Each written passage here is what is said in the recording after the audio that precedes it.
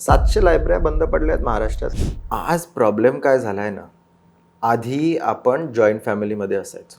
मी पण जॉईंट फॅमिलीमध्ये लहानाचा मोठा झालो. आजी माझी घरातली सर्वात फेवरेट आहे आणि मी तिचा फेवरेट आहे.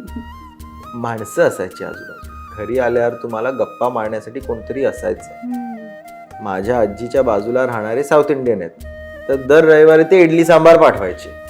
इकडनं इकडीचे मोदक जायचे.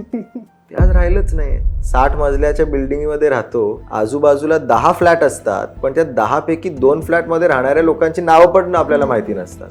आधी पब्लिक लायब्ररीज असायच्या, त्या लायब्रऱ्या बंद पडायला लागल्यात. 700 लायब्रऱ्या बंद पडल्यात महाराष्ट्रात गेल्या 5 वर्षांमध्ये. तू गिरगावाची आहेस, मी दादरचा. 5 गार्डन आहे, ओव्हल मैदान आहे, पण आपण आता अंधेरीमध्ये आहोत. मैदान कुठे, पार्क कुठे, संध्याकाळी मुलांना पाठवणार कुठे? श्रीमंताचं पोरग जाईल कुठल्या तरी क्लबमध्ये स्विमिंग शिकायला, पण फक्त चिल मारायला मित्रांबरोबर. मी जाणार कुठे?